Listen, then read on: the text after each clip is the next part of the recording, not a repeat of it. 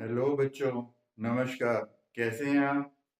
तो मैं हूं लोकेश और स्वागत करता हूं आपका मेरे YouTube चैनल में लोकांश क्लासेस, जहां पर पढ़ाया जाता है फिजिक्स, केमिस्ट्री, मैथ्स बहुत ही आसान तरीके से। तो बच्चों, इस वीडियो में मैं लेके आया हूं आज एक और फिजिक्स का इम्पोर्टेंट लॉ, जिसका नाम है गॉस लॉ, जो कि electric charges and fields class 12 के चैप्टर से रिलेटेड है। तो बच्चों, आज हम जानेंगे गॉस लॉ के बारे में और गॉस लॉ के इम्पोर्टेंट फैक्ट्स के बारे में। तो बच्चों, गॉस लॉ क्या कहता है?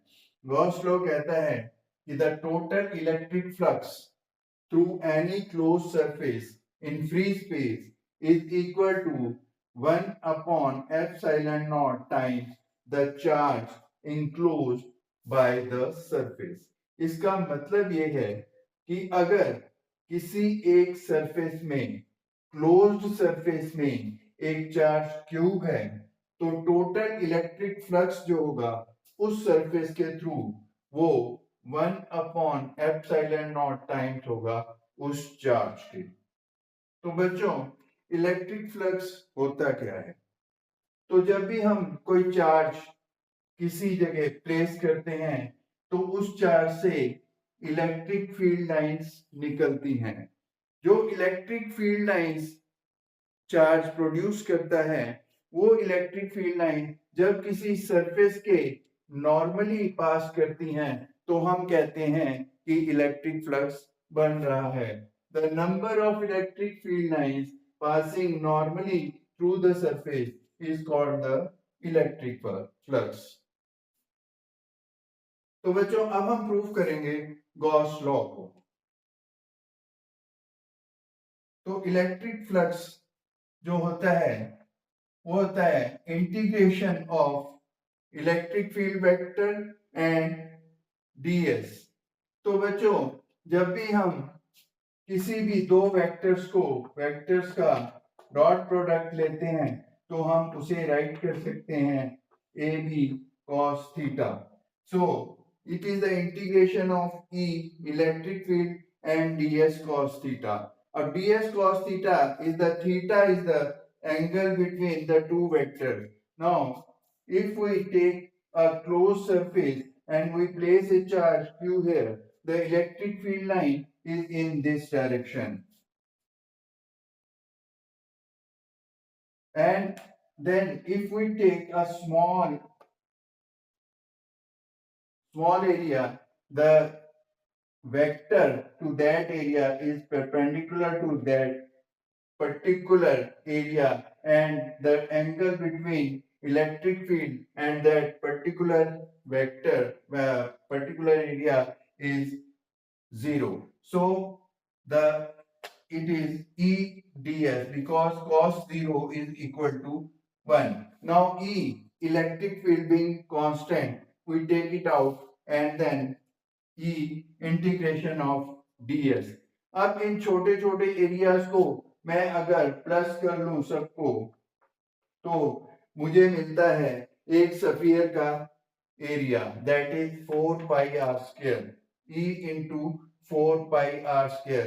अब E की वैल्यू है 1 upon 4 pi epsilon naught cube upon r square. तो यहाँ पर अगर मैं E की वैल्यू रख दूं तो मेरे पास आता है Q upon epsilon not, which is our Gauss law, जहां पे एप्सिलॉन नॉट जो है वो है परमिटिविटी ऑफ फ्री स्पेस और इसकी वैल्यू है 8.85 इंटू 10⁻⁻12 कूलम स्क्वायर पर न्यूटन मीटर स्क्वायर। तो ये था गॉस लॉ। अब हम कुछ डिस्कस करेंगे इसके इंपॉर्टेंट पॉइंट्स के बारे में।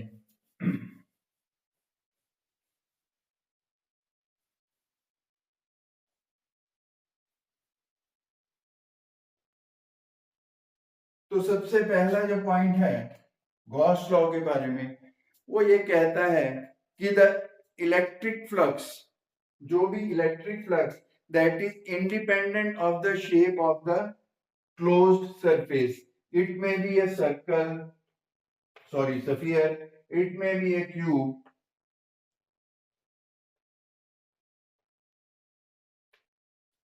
और इट में भी है क्यूबॉइड। तो कैसा भी सरफेस हो, ये जो इलेक्ट्रिक फ्लक्स है ये उसकी शेप पे डिपेंड नहीं करता है। Second, only the charges present inside the closed surface are to be taken. जब भी आपने गॉस लॉ को अप्लाई करना है तो सिर्फ वही चार्जेस लेने हैं जो कि सरफेस के अंदर हैं।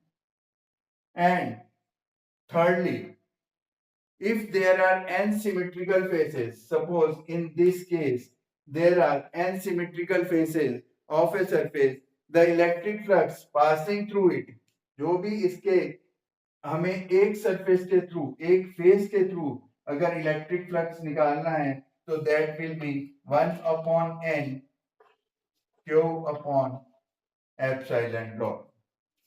तो बच्चों इस वीडियो में बस इतना ही, और उम्मीद करता हूं कि इस वीडियो में बताए गए गॉस लॉ के बारे में आप सबको सब कुछ क्लियर हो गया होगा। अगर कोई कंफ्यूजन हो तो कमेंट सेक्शन में जाके कमेंट करें और इस वीडियो को लाइक करें, सब्सक्राइब करें और अगली वीडियो देखने के लिए बेल आइकन को भी प्रेस करें। धन्यवाद।